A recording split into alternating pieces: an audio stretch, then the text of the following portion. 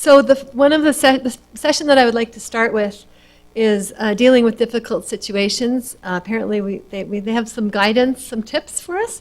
So Daphne, why don't you come on up? By the way, so these slides, we hope we will have all of the slides available online for you. So you know, not to worry if you were not able to catch the notes on them. Thanks.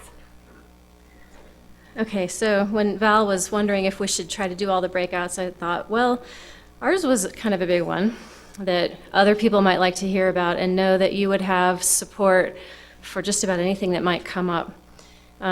We had a wide variety of difficult situations that had come up in our REUs, and Lisa told us that NSF expects that we will have a difficult situation at some point.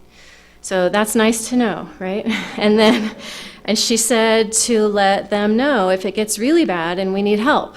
I might also add that our GEO listserv is a resource because you might not be the first person who has a student who is slacking off, and you need to figure out how to deal with that.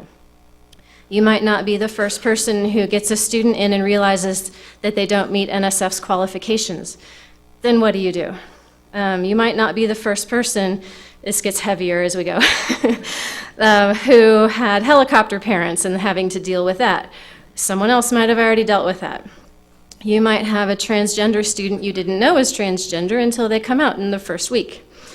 You might not have experienced where one of your participants has a brother or sister who commits suicide during the program.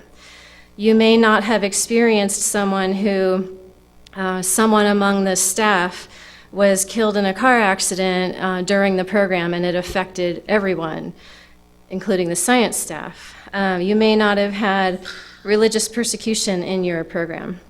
So we had a wide variety of things that came up that we talked about. But these things, even if we felt like we didn't handle them as well as we could have in retrospect, we know more now than we did before. So now I'll run through some of the things we talked about. You might have campus resources for dealing with loss that you didn't know about before. One person is really more in a federal situation, and the employee assistance program now includes interns. It didn't before, but she lobbied for that change.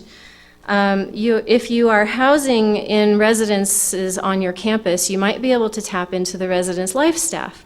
They have resources, and they're also familiar with community resources you might be able to tap into. In addition to your university resources, you might run into some traps where our students are not paying tuition, and so they are not students at our universities. That gets a little tricky, but again, if your university isn't responding well, there could be various ways around that. One was someone found out they could pay $80 per student for their students to have access to campus health services. She's going to budget that into her proposal next time with good reasons for why she'd like NSF to include that. Because all of these things, mental health and other health issues, the students in my program, for example, and I think it sounded like most were this way, we rely on them to bring insurance with them and then find access in our towns where they can use that insurance. The finding out about problems, sometimes we don't know until the program is over. And then you find out, and I didn't have the microphone, but whoever had talked about found out about a situation at the end. So I had someone mentor more than one student before I knew that they were a terrible mentor because nobody told me. So how do you find out? We had several things, ideas there. Someone has a grandmotherly person in their staff who is not an academic, and students seem to just really warm up to that person and tell her everything.